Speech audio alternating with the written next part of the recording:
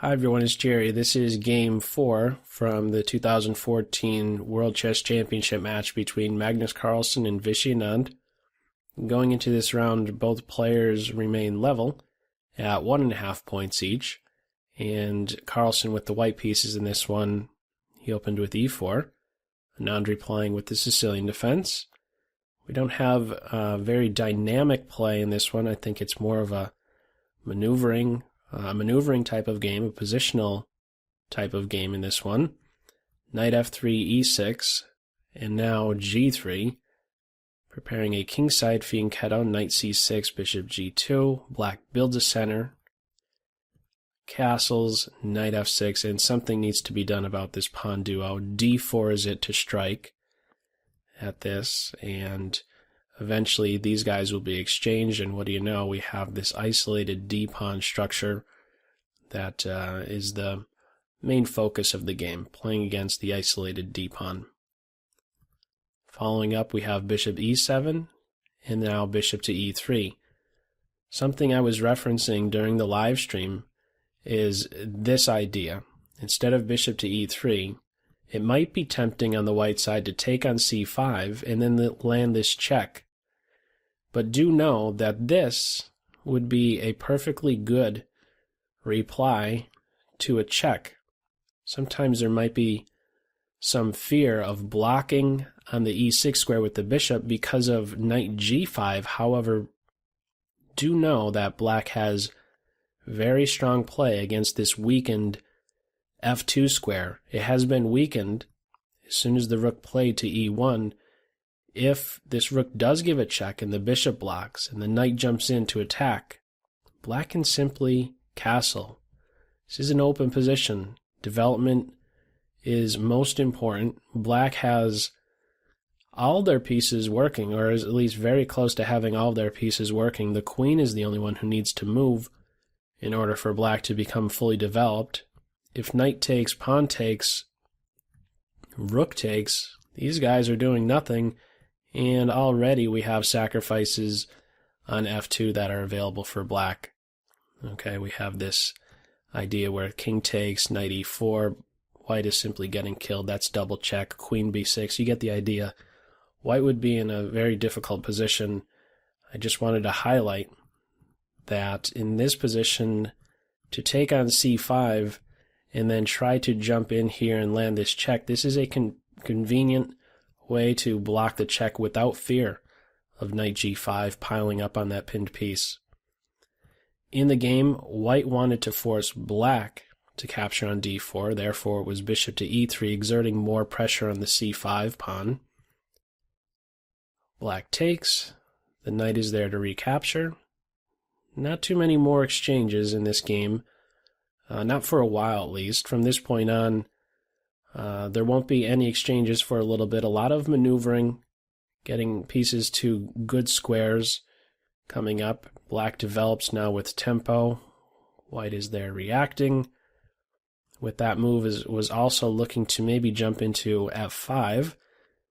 Black interferes with that idea. Also, queen d7 is not allowing h3 to kick this bishop.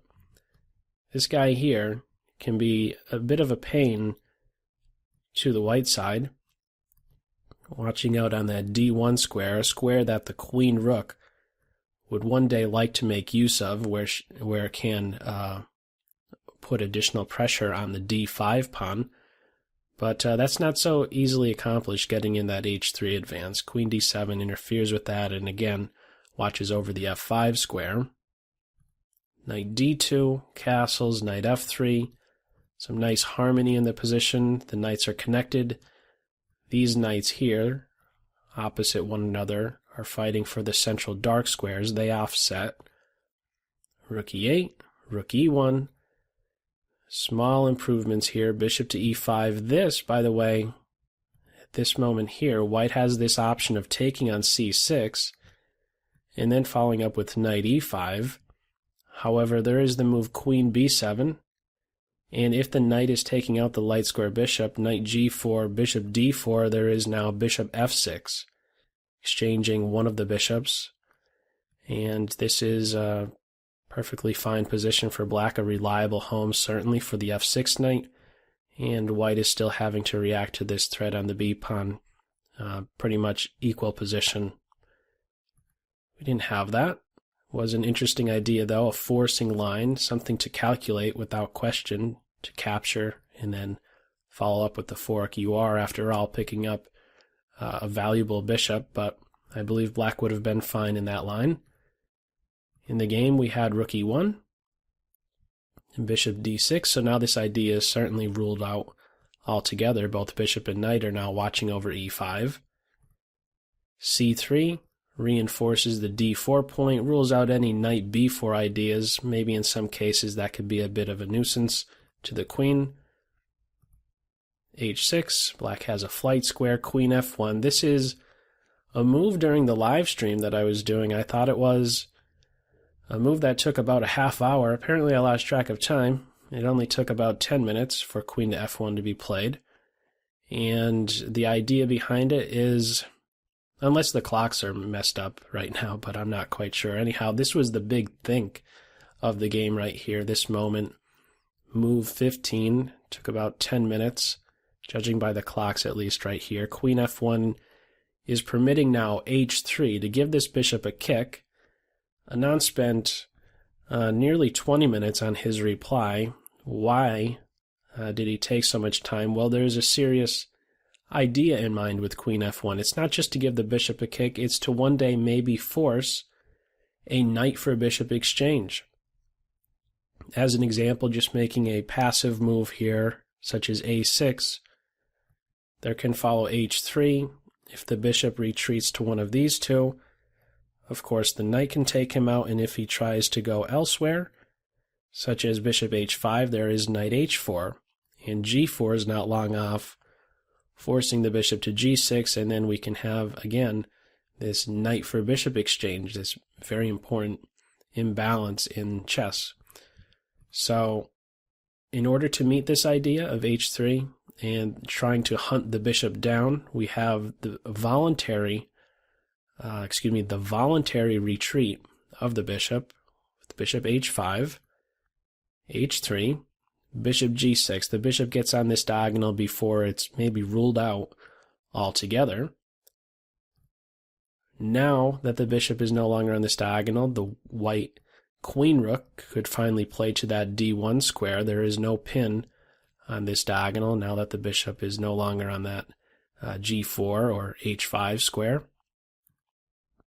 Black gets their rook involved, all pieces central. The rooks opposite from one another, really well-placed pieces for both sides. Black is there to reinforce this isolated pawn, and white is in a position to maybe one day put pressure on it. We do see that take shape at this moment here. After knight takes knight, pawn takes, c4, and things are starting to open up a little bit. Pressure is mounting against d5. The more exchanges, by the way, on the white side, the better. It's more likely that this isolated pawn becomes a weakness with fewer pieces on the board. It'll be a more accessible point. Bishop e4 is welcoming a light square bishop exchange. Bishop d4, the knight is hit. Knight h7. Another option was rook to e6, preparing to recapture with the rook or even double along the e-file. But with knight to h7, there's ideas of one day knight g5 to put some pressure on these light squares, or as was pointed out by Anand after the game, this idea of playing into f8, and then circling back to e6. This is a nice post, a nice defensive post, certainly, for the black king to have a knight on f8. Later on, he does take that route. He plays into f8, and e6, as it turns out, is a very nice square. Following up, we have c takes d, bishop takes d. The pair of rooks are off, and now the queen is no longer needed on f1. She improves her position. This is what I was talking about earlier. This is a maneuvering type of game, a positional approach. Small, steady improvements. There's no great haymakers in the position, no great tactics. Just slow progress that's being made here. The queen slowly improving. She's now functioning along this file. If bishop takes a2, there's already tactics in the form of bishop takes g7, unleashing the queen and rook on that d6 bishop. Knight to f8 at this point. And now knight to h4, welcoming a light square bishop exchange. Bishop e5, this is a nice move.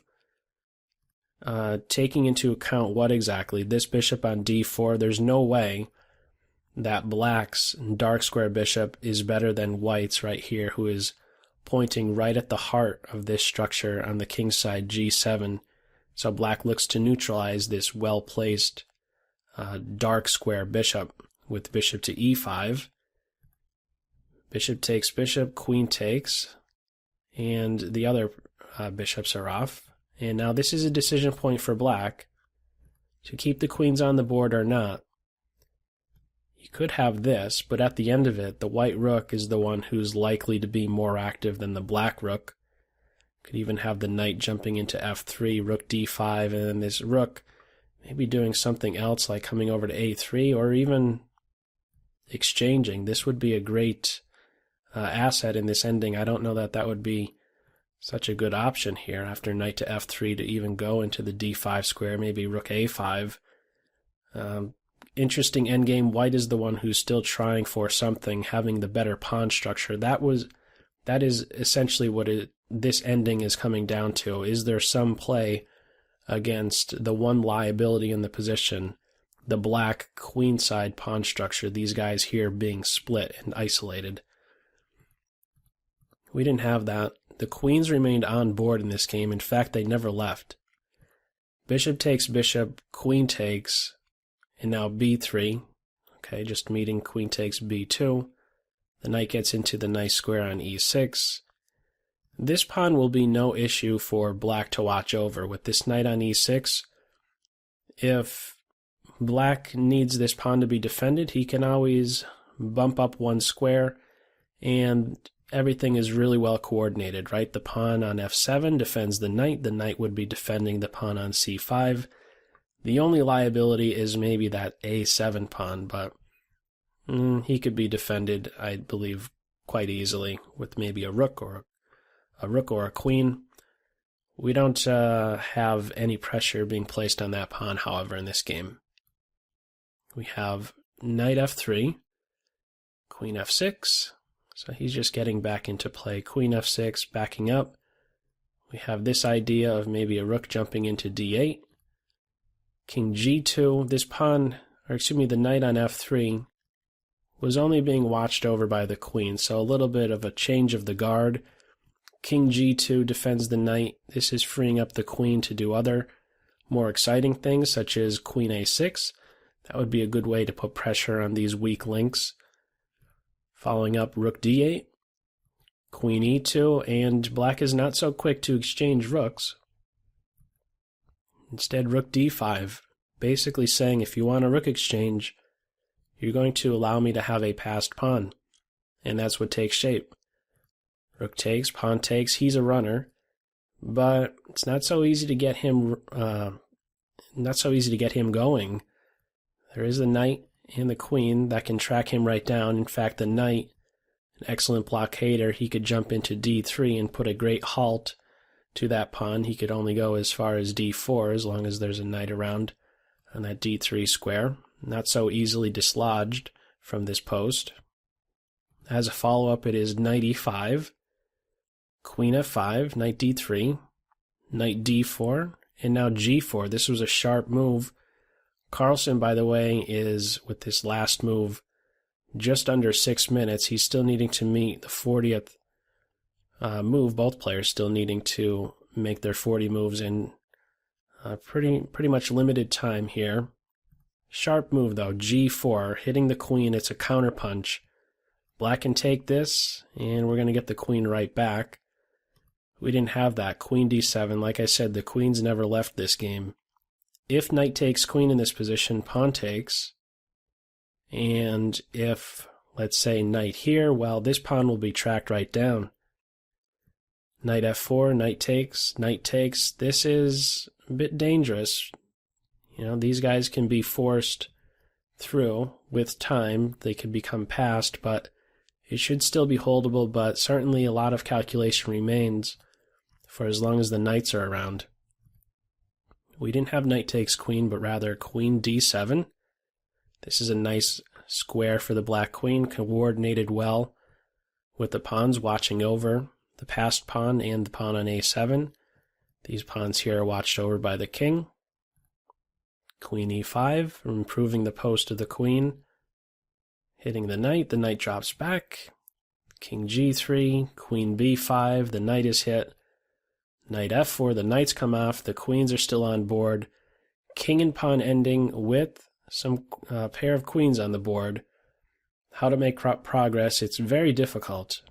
Both sides need to be cautious of perpetual check. White is the one who is slightly better in this position because of the better king position, and this pawn can maybe turn out to be, in fact, a liability. If there's some way that the white queen can establish a position where all the base points are controlled, there's maybe a way to try and get that pawn, but it's very difficult to do. The black queen remains in this game super active. First playing to b4, pushing the pawn. White inserts a check and picks up f7, but after queen d2, again, she remains very active. Pressure on a2, there's ideas of checks here, maybe even a perpetual check. During the game, someone had asked, or during the live stream, someone had asked about this move, queen takes a7, why wasn't queen takes a7 played here? In the game, we saw queen f5, but what about queen takes pawn? What would happen? We can have queen d3. On king g2, there's queen e4. How do you avoid these checks? King g1, queen e1. King g2, queen e4. It's going to turn out to be a perpetual check. Suppose you try to do something else after queen takes on a7. Suppose after check here, the king goes, I don't know, suppose he goes here. Queen d2, king g3. And after queen d3, suppose he goes here to avoid checks. Well, now white has to be careful of not just perpetual check, but of losing. I don't care if these two pawns are passed and connected. Look at how far away they are from queening.